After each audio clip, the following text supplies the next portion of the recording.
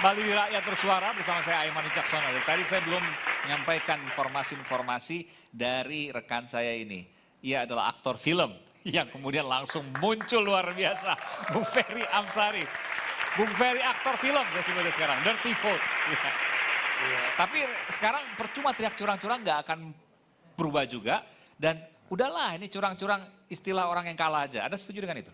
Karena kalau film itu berbasis riset ya, semuanya riset. Tapi terpilih untuk ditampilkan dalam film. Hanya yang potensial tidak bisa diganggu-gugat saja yang diinput dalam film. Itu tidak ada yang mengkritik dan melaporkannya. Siapa yang menuduh fitnah tidak pernah menyebutkan fitnahnya di bagian mana. Yang mengatakan ini segala macam tidak pernah juga bisa mampu menuduh film itu. Film itu tidak diperuntukkan untuk mendegradasi suara orang. Kalau enggak kami buat jauh-jauh hari dan muncul jauh-jauh hari. Film ini mau mendidik politik kepemiluan kita untuk bicara dua hal. Satu, bahwa kecurangan terjadi dan terjadi dalam satu putaran dan 50% terbukti.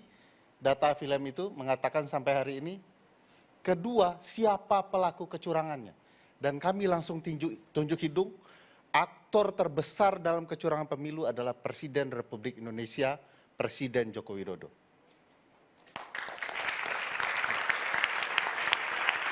Saya nanti akan bicara kecurangan, Mas Aiman. Saya mau mengungkapkan dua teori yang janggal terjadi dalam pemilu 2024, dan nanti bicara data-data, dan silahkan kategorikan ini sebagai kecurangan atau tidak. Kejanggalan pertama, bahwa tidak lumrah dalam sistem presidensial. Ada seorang presiden yang memiliki partai mendukung calon presiden yang bukan berasal dari partainya. Tidak lumrah. Terjadi kejanggalan pertama. Kejanggalan kedua, luluh lantaklah teori soal kotel efek yang tidak pernah terlanggar selama ini. Bahwa teori kotel efek itu efek ekor jas. Jas yang dimaksud itu jas tuxedo, ekornya dua sama. Maksudnya adalah kalau ada partai yang menyokong seorang presiden, maka dua suara yang dikumpulkannya itu rata-rata sama. Dalam pemilu kali ini ada kejanggalan. Ada partai yang menang pileg tetapi calonnya kalah. Lebih dari suaranya. 2% lebih. Ada calon presiden yang menang, tapi partainya kalah. Bahkan tidak memperoleh bahkan setengah persen dari angka yang dia peroleh. 58% sekian, 25% pun tidak partainya. Itu janggal sekali. Terjadi. Apakah ini salah satu secara teori bahwa kejanggalan ini terjadi karena ada masalah serius? Mari kita lihat satu-satu. Dan data ini sudah pernah kami tampilkan di Komisi 2. Boleh dilihat di Komisi 2. Apa salah satu datanya untuk menjelaskan telah terjadi kecurangan yang disebut sebagai terstruktur, sistematis, dan masif? Kita mulai dari terstruktur. Maksudnya kecurangan itu melibatkan penyelenggara negara atau penyelenggara pemilu. Contoh misalnya dalam sebuah sidang di Komisi 2, masyarakat sipil hadir membawa alat bukti, jumlahnya 38 alat bukti, yang bicara soal kecurangan penyelenggara pemilu dalam hal ini KPU. Wasit, ini ada profesor komunikasi politik sekaligus pakar sepak bola. Wasitnya bermasalah. Apa datanya? Kami membawa screenshot dan juga rekaman serta video perintah KPU RI kepada seluruh KPU di daerah untuk melakukan kecurangan pemilu. Ditampilkan di Komisi 2 secara terbuka, lalu begitu tampil pembicaraan soal perintah melakukan kecurangan itu, Komisi 2 selalu begitu ya, langsung menutup sidang, menyatakan sidang tertutup, mengusir wartawan. Sampai hari ini videonya masih ada di YouTube. Penyelenggara. 38 bukti. Video, rekaman, dan tangkapan layar. Bagi saya, kecurangan pengaturan skor dalam sepak bola di Italia tidak perlu membuktikan apakah skor itu murni kehebatan pemain atau tidak. Tidak perlu. Yang dibuktikan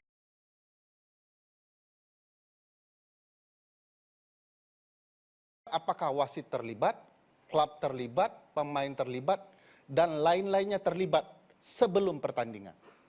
Karena pengaturan skor di sana. Sama juga dalam kecurangan pemilu saat ini. Sebagaimana penelitian kami dan kami jelaskan di film, bahwa tidak perlu lagi bicara hasil dan lain-lain, karena skenario Presiden Jokowi memastikan satu putaran dengan di atas 50% lebih kemenangan. Bagaimana kebijakan itu sudah dijelaskan dalam film. Menarik bahkan. Tidak dibantah sampai sekarang bahkan. Ada alat buktinya bahkan yang bicara soal bagaimana peran penjabat gubernur memastikan dukungan itu.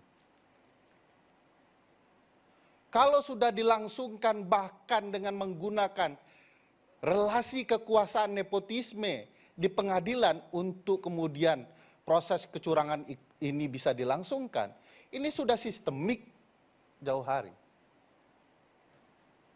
Apakah ini berdampak luas, strategis, dan penting? Iyalah, ini pemilu, tempat kekuasaan dinobatkan. Kalau syarat ini sudah terpenuhi, terpenuhi angket. Tinggal soal keberanian saja. Mampukah penjelasan Prof. Effendi Ghazali menimbulkan keberanian kepada partai politik? Bergantung sekali kepada partai politiknya. Bukan kepada kebenaran yang disampaikan Prof. Effendi Ghazali. Karena partai juga tahu ini. Apalagi syaratnya mudah sekali. Syaratnya cuma minimal 2 fraksi, bahasa undang-undangnya sudah disampaikan, lebih dari 1 fraksi. Ya. 25 tanda tangan itu usul. Usul saja tidak berani, bagaimana kemudian pansel hak angket bisa muncul? Bagi saya, kalau ini jalan, saya yakin Prof. Effendi dan teman-teman pemantau pemilu, termasuk lembaga saya, kami akan saksikan kepada publik via hak angket apa saja yang sedang terjadi selama penyelenggaraan pemilu kita. Jadi tujuannya itu bukan untuk mengubah hasil, karena tidak akan Tunggu, mungkin belum mengubah sampai hasil. ke sana. Belum sampai. Karena berdasarkan pasal 20A Undang-Undang Dasar, pasal 79, 199, dari Undang-Undang MD3, ini tidak soal KPU. Ini soal keterlibatan sekali lagi Presiden. Kalau kemudian terkuak kecurangan dalam forum penting bernama hak angket itu, yang bukan tidak mungkin kita mengetahui kenapa pemilu kita dilangsungkan sangat buruk, ya soal hasil bisa menyertai bukti-bukti ini di Mahkamah Konstitusi. Saya mau mengatakan, tadi Prof. Effendi sudah menyinggung, soal Sirekap yang menggemaskan lagi gemoy itu. Misalnya, kenapa buat sistem seperti itu dan orang masih mempertahankan bahwa KPU sebagai penyelenggara benar secara administrasi, itu aneh betul. Sebab kenapa? 1 TPS itu maksimum surat suara 300, Bang Ade. Cadangan 6. Lalu ada sistem yang mestinya kalau ada angka 600 masuk, 700 masuk, dia harus menolak otomatis itu. Iya. Langsung ditolak. Sistem yang sederhana saja. Ini saya mau ceritakan sistem yang dibuat Bang Hadar Nafis Gumai dalam Jaga Suara 2024. Apabila ada yang melapor ternyata salah mengirimkan data laporan, otomatis tertolak. Tapi itu kan di Sirekap saya begini. mau jelaskan, saya Bang. harus adil juga begini, saya harus tengah-tengah. Itu kan bicara soal, oke, ada kenapa nggak di set buffer penyangga begitu ya? Yes. katakanlah misalnya satu TPS nggak boleh lebih dari 300. Ini bisa ada yang 8.000, bahkan ada yang jutaan. Kenapa sistem itu tidak dibuat sejak awal? Tapi kan begini, ini yang disampaikan oleh KPU dan juga Bawaslu misalnya, bahwa semua itu Sirekap hanya bicara soal bagaimana mengawal, tapi semua akan mengacu pada C hasil. Jadi nggak usah khawatir, Sirekap nggak usah dilihat, C hasil nanti yang dijadikan Mas patokan. Aiman, kita harus adili KPU. Betul, penghitungan manual berjenjang adalah data inti. Tapi Sirekap ada pengawal inti. Kalau Sirekap tidak benar, bisa nggak ngawal yang inti ini? Saya mau kasih tahu, selain azas pemilu, KPU juga harus paham ada prinsip penyelenggaraan pemilu. Pasal 3 Undang-Undang Pemilu, Undang-Undang 7 2017. Salah satu prinsipnya soal profesionalitas. Saya tanya ke Mas Aiman, Sirekap ini profesional nggak begini? Melanggar prinsip nggak? Banyak masalah bahkan diakui dan sempat dihentikan. Iya, diakuinya sekarang, tidak diuji coba sebelumnya. Secara terbuka. Saya mau katakan, apa alasan KPU menunda penghitungan manual berjenjang di daerah? Bukankah harus terbuka? Prinsip penyelenggaraan soal terbuka. Kalau prinsip dan azas dilanggar, apa namanya pemilu kita? Tapi saya bingung gini, kalau seandainya C hasilnya itu bisa kita akses kan, kita bisa cek sama-sama. Lalu ini kemudian juga menjadi alibi atau alasan gitu ya. Lalu di mana kekhawatirannya? Karena setiap C hasil bisa kita klik dan keluar hasilnya. Ya, nggak ada soal yang keluar itu. Makanya saya bilang C hasil tidak penting lagi kalau proses bermasalah. Mas Aiman hebat seperti babe dalam bacaan sholatnya luar biasa panjang-panjang. Tapi kalau tidak wudhu, saya nggak nilai itu kualitas bacaannya. Wudhunya salah, ngaku-ngaku sholat.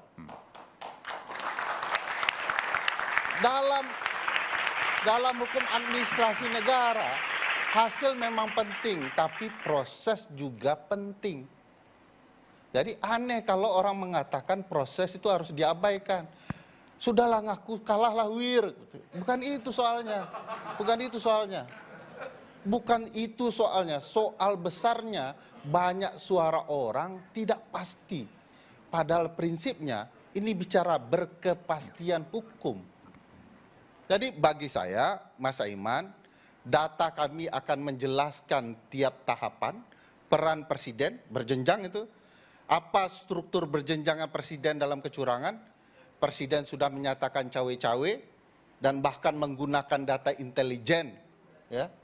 Kalau pakai kasus... Dan itu harus dibuktikan, tidak bisa kemudian disampaikan saja. Ya, nggak perlu dibuktikan, pelaku mengaku. Oh iya, tapi apakah digunakan untuk pemilu atau tidak kan itu harus dibuktikan. Kita tidak bisa menuding begitu saja. Gampang membuktikan. Makanya saya jelaskan peran struktural presiden. Presiden sudah ngaku cawe-cawe menggunakan data intelijen terkait dapur partai.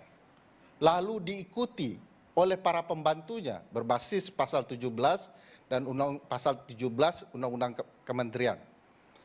Siapa itu para pembantunya? Menteri dan wakil menteri. Dalam film kami ungkapkan video keterlibatan mereka. Penjabat gubernur juga terlibat. Bahkan presiden melanggar ketentuan soal evaluasi penjabat gubernur per 6 bulan. Presiden yang mengatakan, saya yang akan evaluasi tiap hari. Ada data penjabat-penjabat ini menyampaikan ke banyak pihak bahwa Anda harus pilih 02. Pelakunya bukan Pak Prabowo, Pak Jokowi. Karena dia yang punya kekuasaan.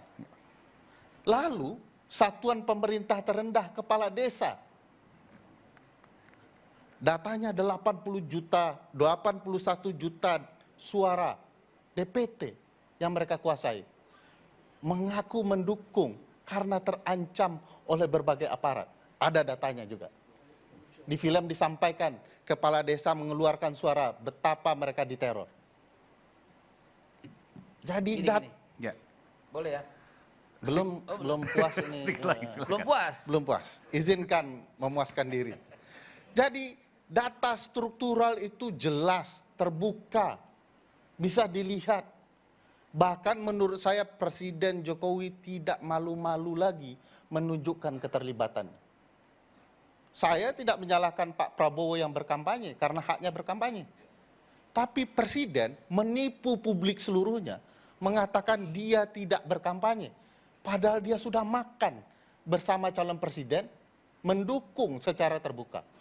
Sebab ketentuan pasal 1 angka 35, apa yang disebut dengan kampanye? Bentar, makan dengan calon Ya, presiden kan ini- belum tentu ini pakai mendukung pasalnya. juga. Ini Meskipun pakai- orang bisa punya persepsi yang Ini pakai berbeda-beda. pasalnya. Dengan Menteri Pertahanan Oh disebutkan tadi. bukan, itu kan hari kampanye. Pasal 1 angka 35 bilang kampanye itu tidak soal membicarakan visi misi program, tetapi juga citra diri. Membangun citra Pak Prabowo sambil makan bakso. Perlu dipahami Presiden, itu adalah ruang Walaupun kampanye. sebagai Menhan. Walaupun sebagai Menhan. Dia calon, coba saya tanya Mas Aiman, kapan Pak Prabowo jadi calon presiden dan kapan dia jadi Menhan? Ini Dua-duanya ada melekat. cerita. Wakil Presiden Hasyim Muzadi, beliau kenal sekali, kebetulan ingin menjenguk kawannya di penjara. Begitu beliau keluar, orang heboh. Lalu dia menetralisir dengan mengatakan, saya berkunjung atas nama teman. Pertanyaan besarnya, kapan beliau tidak jadi wakil presiden? Apakah gara-gara masuk penjara mengunjungi temannya, dia tidak lagi wakil presiden? Enggak. Seluruh alat kelengkapan negara yang menunjang wakil presiden tetap mendampingi beliau. Ke toilet saja, dia dapat fasilitas, dikawal itu. Cawapres waktu itu. Bukan cawapres. Ini Hasyim Muzadi contohnya. Oke. Jadi kapan Pak Prabowo jadi Menhan, kapan dia cawapres? Cawapres juga dapat fasilitas keamanan khusus loh oleh negara. Termasuk Pak Presiden. Jangan gara-gara makan bakso dia kehilangan sistem pertahanan untuk dia. Jadi ini fasilitas negara, dia tidak bisa mengatakan dia bukan lagi presiden. Untuk sementara itu, tidak bisa mungkin. Oleh karena itu ada ruang-ruang yang perlu dipahami. Saya pikir tiba-tiba setelah jalan-jalan sama Pak Prabowo, lalu beliau seenaknya mengumumkan saya tidak ikut kampanye. Padahal sudah melakukan kampanye. Belum lagi soal kebijakan berkaitan gentong babi. Anggaran untuk gentong babi itu 440 triliun per 2023. Dinaikkan sedikit per 2024 dan difokuskan diguyur sebelum Februari. Dalam penelitian, tadi beliau sudah singgung, Robon juga menceritakan soal yang sama, bahwa politik gentong babi itu efektif merusak stabilitas publik dalam menentukan pilihan. Ini tidak fair. Oke, Dalam nanti kita akan lanjutkan. Saya tahu Bung Babi Haikal Hasan akan menyampaikan Padahal saya mau sesuatu. bicara soal MK nih, tapi ya sudah. Nanti saya kasih kesempatan lagi. Tapi ini udah harus diberikan kesempatan juga karena apapun yang tadi Anda sampaikan harus dijawab juga supaya adil. Kita akan kembali saat lagi di Rakyat Bersuara.